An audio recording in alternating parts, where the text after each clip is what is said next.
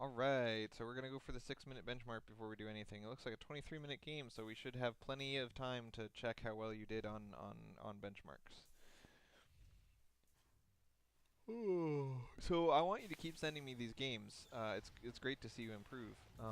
But once you've gotten good enough at making the appropriate number of workers at the appropriate times or whatever, there's going to be a rule where you can't send me anything where you didn't have 24 workers at 6 minutes, because it makes such a huge difference to have 20 workers at 6 minutes that sometimes you can lose an entire game just off of that. I mean, it's like 1/5 less money than is possible to have, and that's a big deal. So for now, just keep sending me the games you think I should see, but eventually we're gonna have that rule, man. This is cool. You're just preventing him from being able to take his expo. I don't know if I like spending 150 bucks plus the mining time. I mean, the walking distance time of this this SCV to get down here and do that. But you know, it's clever anyway. So 38 workers, that's the exact same you had last time we watched. We were like, alright, 10 minutes you should have 44, and you had 38. So that's not bad. On one command center, if this command center hasn't been building any workers, then 39 is the best you can do. So 38 is perfect, it's fine. You can get more if you build your command center early enough, but I'm okay with you not having more. So it looks like you're doing really good economically this game. 6 minutes we're looking for 24 and 23. Beautiful. Great. At 8 minutes we're looking for 29, and you have 30. Awesome. So this game, you just did economically awesome things. This command center is a little bit late. It's not going to finish until 8 minutes, and when you have 31 workers, that's actually that's pretty much perfect timing for your command center to finish. So it's not a little bit late. It's fine. Great job. Now transfer. As soon as an expo gets up, I don't know. In TVT, you might not want to transfer workers right away because Blue Flame Hellions are scary and Banshees are scary and stuff. But usually against Protoss or against Zerg, you want to take half your guys. So you see how there's 8 mineral patches at your main? So there's 3 here and 1 here and then 4 up here. You want to get all of the guys working 4 of the patches, so like that, and just transfer them up. The idea is that you want to transfer half of your mineral mining guys so that they can mine minerals over here. And the reason for that is if you watch really slowly your guys mine, you see how this guy is just moving around and he's not actually mining anything. So now this guy's moving around. That's called oversaturation. Anytime you have guys moving from one patch to another patch, like your guys should go straight to the command center and down to a patch, and then straight to the command center and down to the patch, and that's called efficient mining. If you see guys moving along this path, that means you're oversaturated, and it means you got to transfer workers. Um, I still don't like how late your factory is.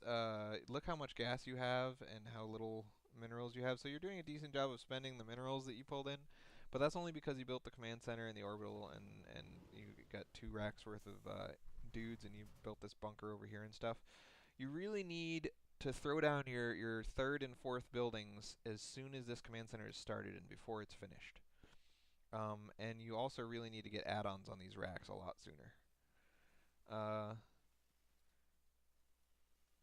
So yeah, the only reason that your money is staying low is because of all these bunker, turret, engineering bay, more bunker, all that kind of stuff. And you always want to at least have the buildings necessary to spend your money, um, because even though you can spend it by making more and more bunkers, there's nowhere else that you need bunkers at this point. So it's bad to start these buildings late because it's always 2 minutes between when you start a building and when you actually get to use it.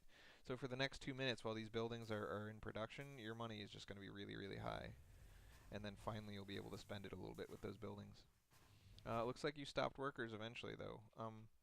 I mean, I've said it's really important to hit the 6 and 8 and 10-minute benchmarks, but that's just an example. For the entire game, I want you to be making more workers, and it looks like you hit the 10-minute benchmark, and you're like, all right, I'm done. I made it to the 10-minute, and then you like didn't make any more workers, so that's bad. See how he has 4 tanks, and it's 12 minutes in, and you only have 1 tank, and siege mode's not even done. That's bad. In TVT, your first tank with siege mode needs to be out quickly, like 7 minutes. Um, because this is like a game-ending, killing blow kind of thing for TVT. If he gets tank sieged up within range of your ramp and your expo, then there's no way for you to get down this ramp. I mean, obviously, if you make some huge mistake, you'll be okay, but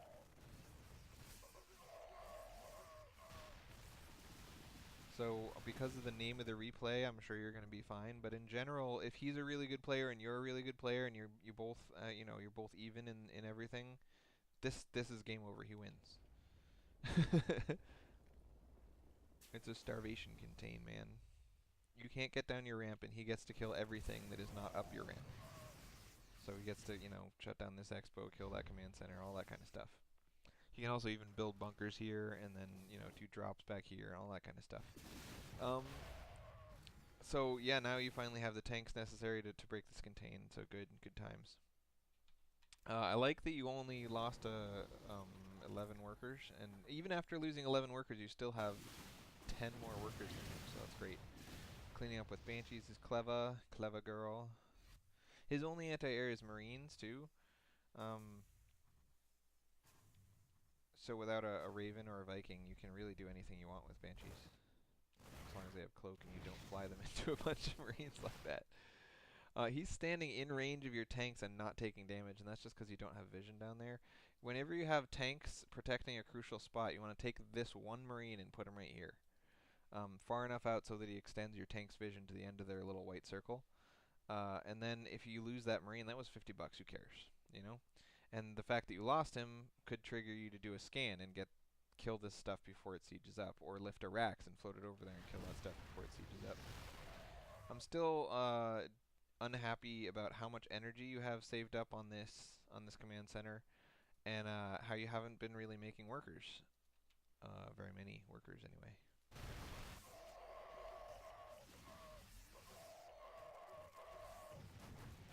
But this really comes down, again, to the inability to spend this money. So you get a ton of money and you don't spend it, then, what was the point in getting it? So first priority is to learn to get a ton of money, but second priority is to learn to spend it. You really gotta work on that now, You hit the benchmarks and that's great, but until you learn to spend this money, it doesn't matter that you have it. So in TVT, you should probably just go Rax Factory Starport, and then add reactor core on your Rax and tech lab on your starport and your factory, and then just try to keep constant tank production as your first priority. Always be making tanks, and then when you have leftover money, build air units and Marines. But if you only have enough for one thing, pick tanks, because in TVT, especially in the lower echelons, the lower leagues, the lower ladder leagues, tanks are really the end all be all of everything.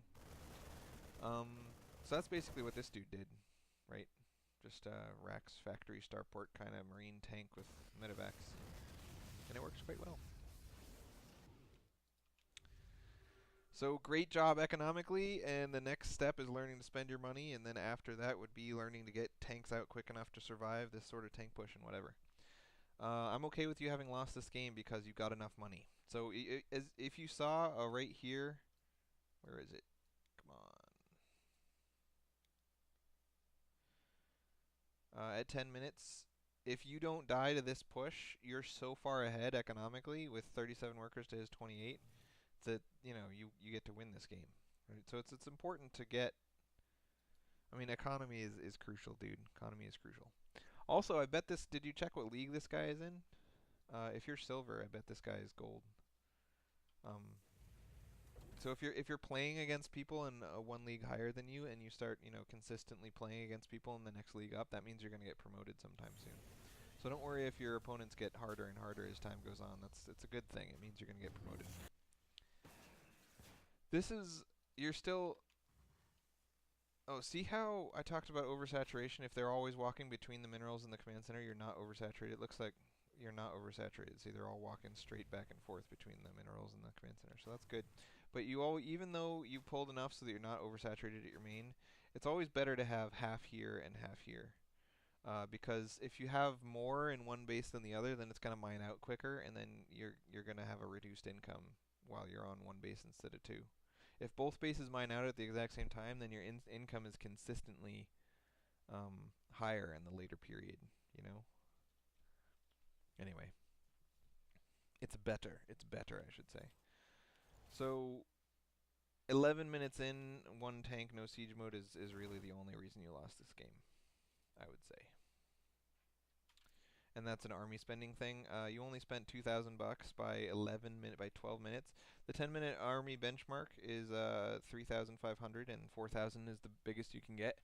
And you were only at 1,500, and that's because you only had these two buildings, right? So if you're getting exactly 120 or 250 per minute every minute for 10 minutes, that's 2,500, right? So, and you didn't get anything off these until starting at like 4 minutes, right, when they first finished. So, anyway, that's why your army is so small. You needed more buildings. And you don't want to do this. I mean, you didn't even see a single Banshee. What you want is one turret here so that it covers all of your minerals, and then throw like 5 Marines in here with no bunker. And then if Banshee comes, the sight range of that one turret will cover like this far, even though it won't shoot at things standing this close. The sight range is a lot greater than the shooting range. And then the Marines can take a couple steps away from the turret and shoot at anything that tries to hit your workers, and then walk right back over to the turret, and then walk over and shoot at the Banshee and walk over to the turret. And that way, your entire defense was only $100 instead of this is like 500 or 600 bucks. So that's 600 bucks that doesn't get to save you from this frontal tank push, and that doesn't have anything to do to help you against someone hitting your expo, right? You want your force to be made of units, not of defenses. So you always need a couple of bunkers in your front and one turret in each of your mineral patches and no other defenses. Especially this early, you know?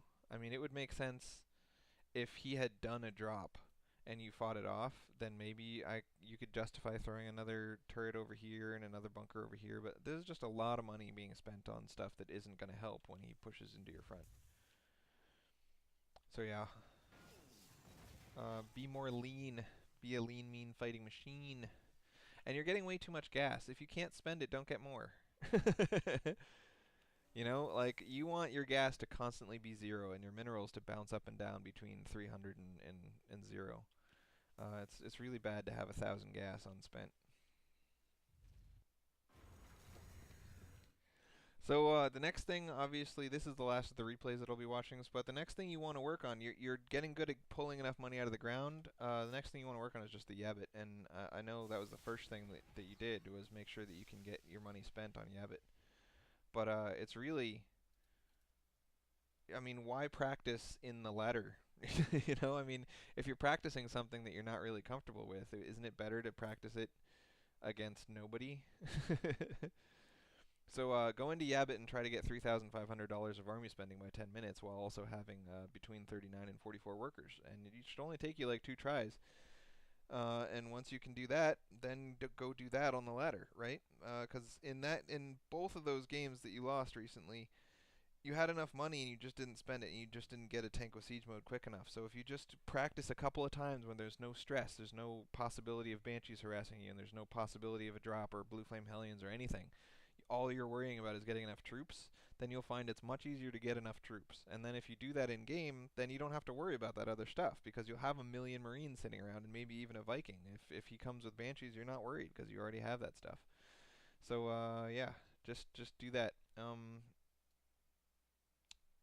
I'll email you a build that'll work for TVT. I'm surprised all the games you sent me were TVT now.